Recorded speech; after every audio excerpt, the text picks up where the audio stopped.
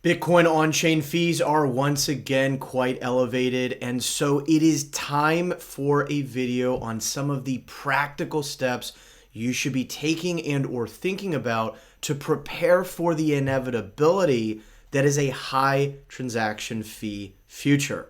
Let's jump in.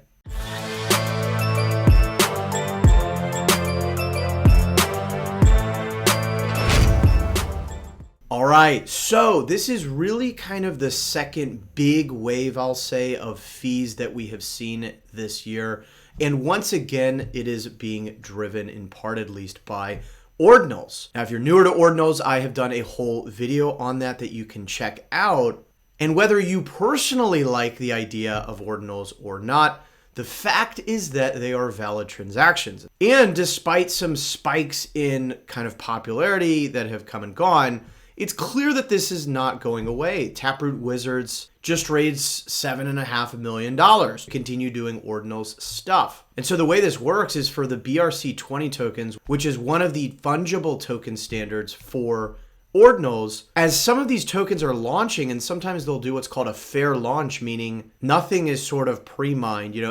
Everyone has to come and mint their amount of tokens or whatever it is. And so depending on the supply of that token, depending on the mint limit per person, you could end up with tons and tons and tons and tons of transactions to launch these new things. We've had Binance jumping in on this, and they've now listed and supported Ordi, which was one of the OG BRC20 tokens. So that is part of what's driving this. And if we go ahead and take a look, and here we are on mempool.space. Now, for those of you that might be a little bit newer to this, keep in mind that it's not the mempool.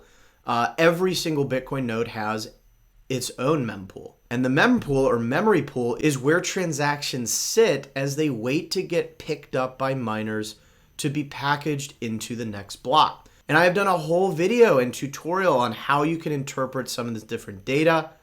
And funny enough, I did this a couple years ago. But again, we've seen fee spikes in the past, and we will no doubt see fee spikes in the future. And so to orient you to mempool.space visualizer, if you're newer to it, you can see settled blocks over on the right of this dotted line.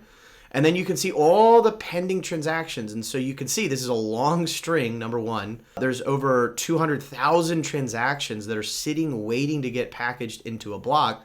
And keep in mind that as we can see, on average, you're talking 4,000, 5,000, 3,000, etc. transactions that can fit into a block. That is part of the scarcity element of Bitcoin, the scarcity of its block space. We just had a new block get mined. That's cool. And we can see that the fees actually have come down a little bit relative to the last few days, relative to the last week or so. But they're still fairly elevated. I mean, for context, you could get away with a 1 to 2 sat per virtual byte. So how many Satoshis are you paying per unit of data storage effectively? And so for more complex or complicated transactions, you're going to have a bigger data footprint and thus higher fees. So you will see fees quantified in that way, sats per virtual byte. But again, for reference, you've had 1 to 2 sats per virtual byte for large periods of the past. And right now, over 11 is what you need just to avoid getting purged from the mempool, right? Because, most nodes don't have an infinite amount of memory where they can just sort of let all this stuff hang out. And if you want to get priority and get in that next block in the next, on average, 10 minutes, you have to pay 69 sats per virtual byte, or about $3.61. This is just using kind of an average native SegWit transaction. So again, not terribly awful, particularly when compared to the size of value that you might be transferring on the Bitcoin blockchain. Right? Keep in mind, right? Like you could send $3 billion worth of value at a transaction fee of only $3.29. However, as I said, this number has been in the hundreds most recently. And so for smaller payments, your transaction fee as a percent of the value of the transaction can get quite high. So that's step one, is to familiarize yourself with the tool that is a Bitcoin node's memory pool. But now let's talk about two practical areas that you should be thinking about. The first is around UTXO management. For those of you who might be newer to Bitcoin, Bitcoin uses an input-output accounting model. So every transaction has what are called inputs and then the resulting outputs of that transaction. And the unspent transaction outputs, or the UTXOs, you can think of as sort of various bills in your wallet that you can spend if you meet certain conditions, such as being able to provide a valid signature among potential others. So the distributed ledger that is Bitcoin is kind of like a sea of these different UTXOs. Basically what this means is that if you have a really, really small UTXO, let's say a couple thousand Satoshis, and fees get elevated to where the transaction fees to move that UTXO are even bigger than the UTXO itself, now you're in a real quandary, right? So you need to be sure that your UTXOs are future-proofed against a world in which we see elevated and sustained on-chain fees, which, as adoption continues, is essentially programmed in. And so this is tricky, right? For those of you that might be doing a DCA, a dollar cost averaging, where you're buying a little bit of Bitcoin, every however often,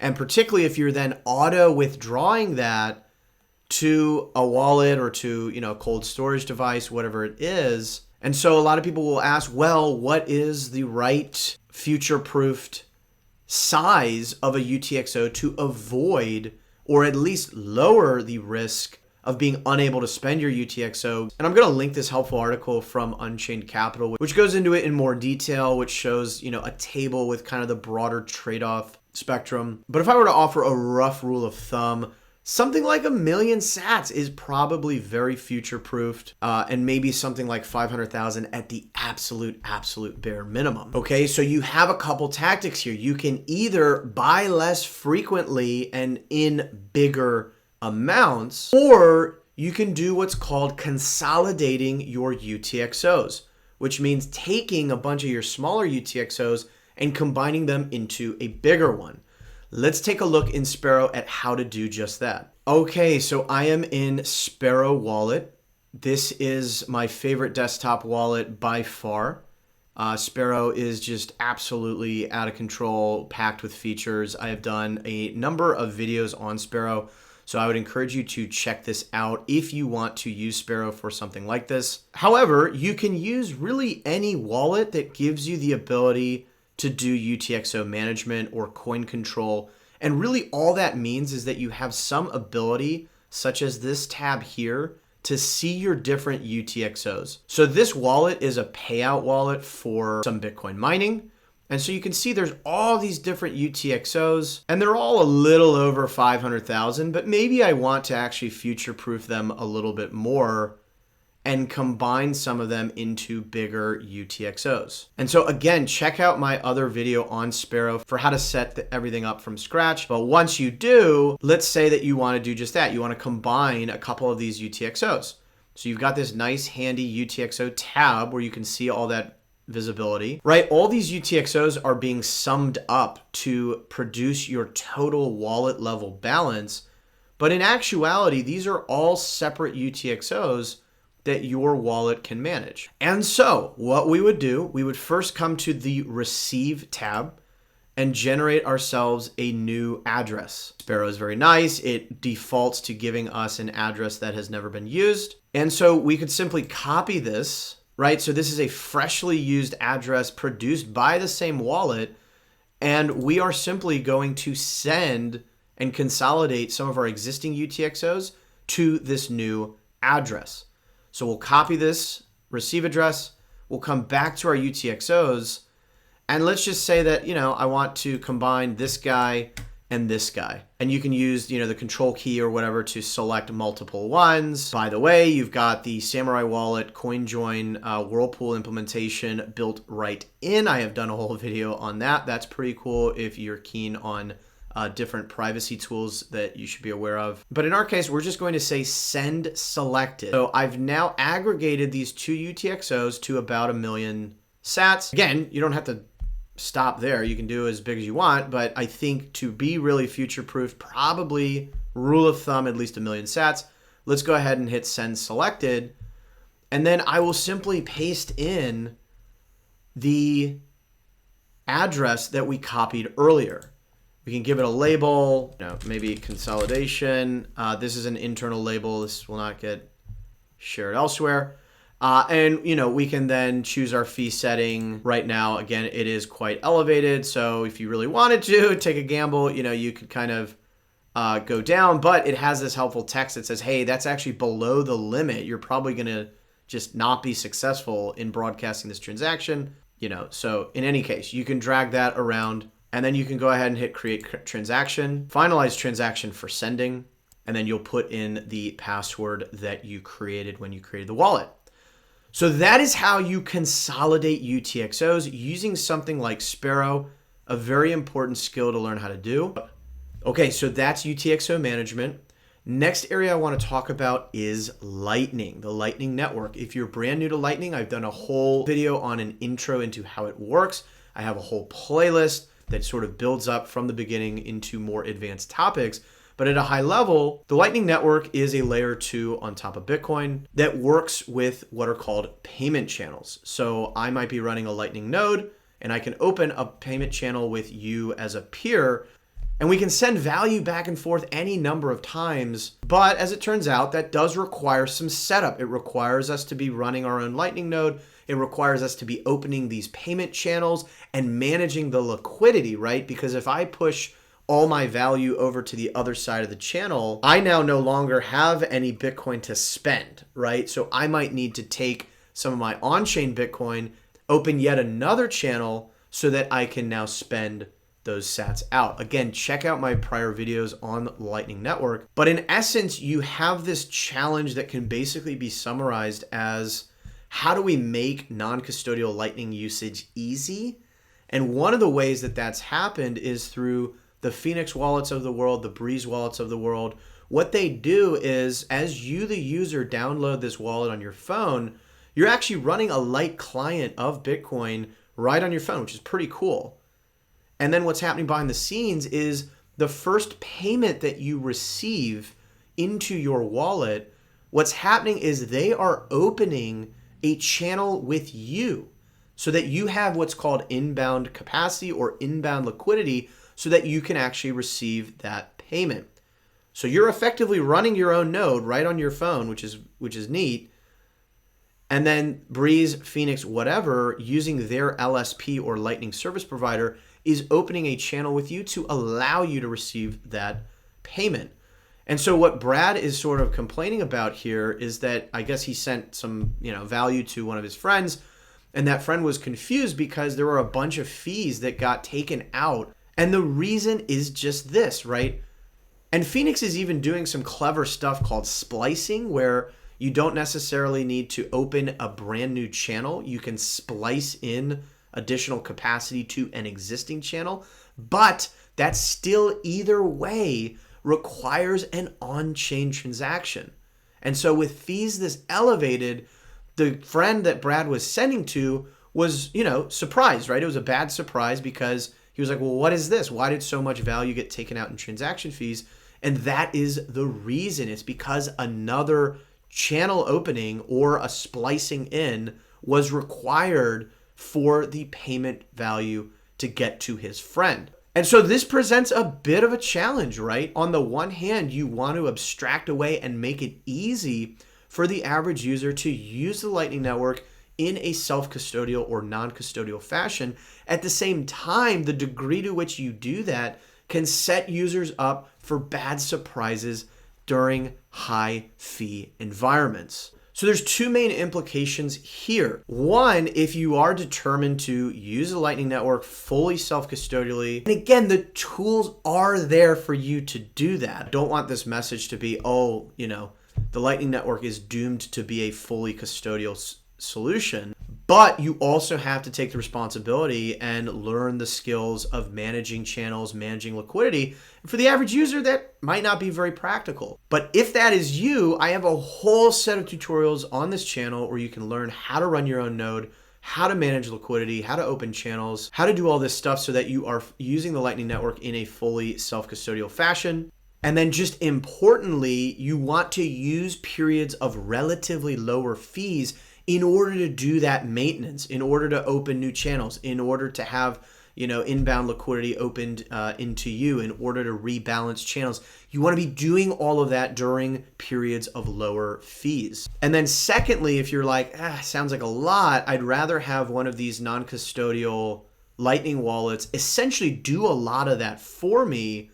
That's also a great option. Phoenix Wallet, Breeze Wallet are probably your two best options there. Just be aware that during high fee environments, you may see some pretty chunky fees. And if you're receiving smaller payments on Lightning, you could end up paying quite a lot of fees proportional to that payment value that you are receiving. So this is more to be aware of the fee environment, right? We can't just sort of operate in a vacuum that, we're always going to have 1 to 2 sat per virtual byte transaction fees. That reality is gradually fading away. So if you take nothing else away from this video, I think it's really those 3 practical skills. 1, learn to orient yourself around a Bitcoin memory pool, understand the fees, and be able to discern when there's higher fees versus lower fees. That's step 1.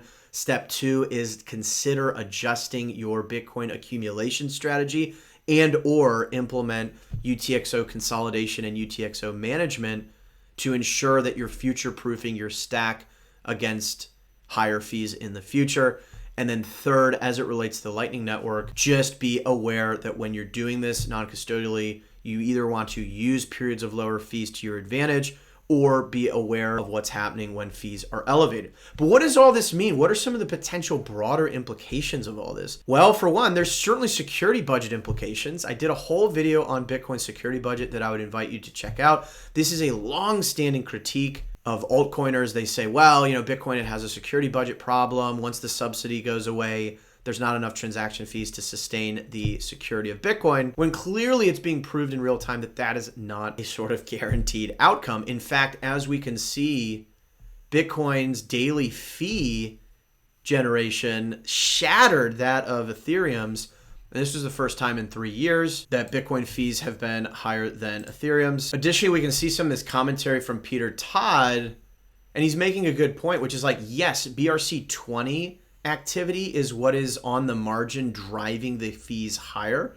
You can see that interesting breakdown from Mononaut in the embedded tweet below, right? BRC20 transactions accounted for over half of all transactions so far in November, and a good portion of fees, about 1/3 of all fees as well. But what we can deduce from those numbers as well, as Peter is highlighting, is that there's a lot of other people that are willing to pay these elevated fees. And again, it makes sense. Yes, these fees are elevated relative to what they have been, but when you compare it to the ability to send a huge amount of value and have it settle on average 10 minutes later, final settlement, and pay a couple bucks worth of value to do that, right? That is still massively attractive. But as we saw, it can create challenges for layer 2s like the Lightning Network that require on-chain transactions to be initialized. And so I think one of the bigger implications here, and this is something I've been arriving at gradually over the last year or two, is that the Lightning Network is unlikely to be the absolute end-all, be-all scaling solution for Bitcoin. And I say this as someone who is still extremely bullish on Lightning, who has covered a lot of content on Lightning, both the pros of it as well as some of the aspects of it that need continued work. And I say that as an entrepreneur myself, where our company is fundamentally using Lightning. So again, Lightning's not going away, but perhaps we have the wrong kind of scaffolding in mind, right? The base layer for Bitcoin is going to be used ultimately for massive value transfers. These are like country to country settlements, or for those of us that were fortunate enough to be early and have on-chain UTXOs that are well above the future dust limit, right? We are going to be first-class citizens of Bitcoin because there's simply a lot of people that are never going to touch the base layer. And so I think a lot of you watching probably are nodding your head saying, yeah, okay, yeah, that makes sense. But at least I and many others in the past have been like, well, that's why we have Lightning for everyone else.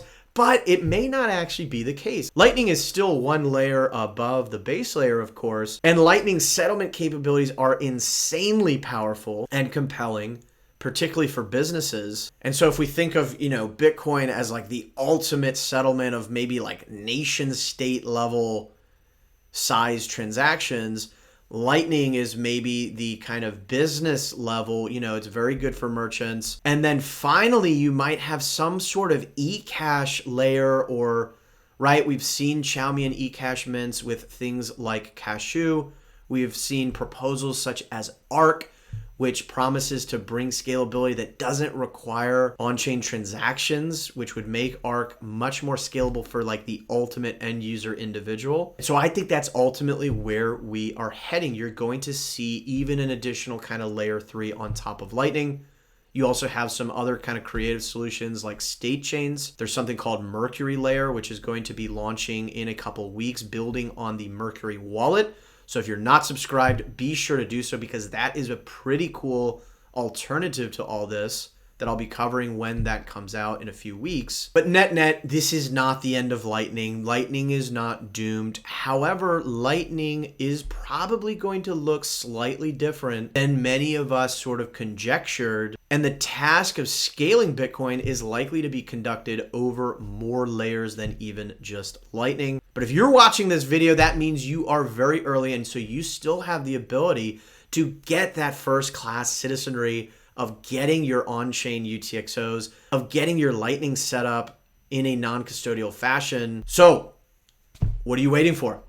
With all that, let's go ahead and conclude today's video. All right, so in today's video, we took a look at the current fee environment. We talked about those 3 key skills: being able to understand what is going on with fees, thinking about your UTXO consolidation and management strategy if appropriate, and how that may adjust your Bitcoin accumulation strategy.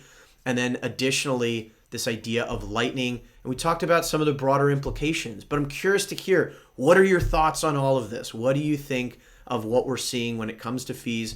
What do you think of some of the hypotheses I've outlined in this video in terms of where we're eventually going? Let me know in the comments down below. But I hope you found this valuable and insightful. If you did, you already know what to do. Give this video a like. Use the share feature underneath this video. That really does help get this to a broader audience. And if you were so enamored with this content, you want to donate to a pleb, which really does help me continue to make these videos, you can do so in a number of ways. You've got the super thanks feature built directly into YouTube. If you happen to be using something like the GetLB browser extension, you can just click that and it'll automatically detect you're watching my channel, which is pretty cool. Or lastly, you can send some sats to my Lightning address, me@www.ianmajor.xyz, or rageyourmajor@getlb.com if you have any issues with the first one. And then lastly, again, many of you have asked how you can get in touch with me. I am now using Vita, where you can go and get in contact with me if you have deeper questions, if you want more hand-holding on walking through these different tools, setting up a multi-sig, running your own node, setting up your own hardware wallet, whatever the question may be, you can reach out to me on Vita for that additional hand-holding, consulting, advice, whatever it is you want. But with all that, we'll go ahead and leave things here. As a reminder, every sat counts. And until next time, my friends, I'll see you then.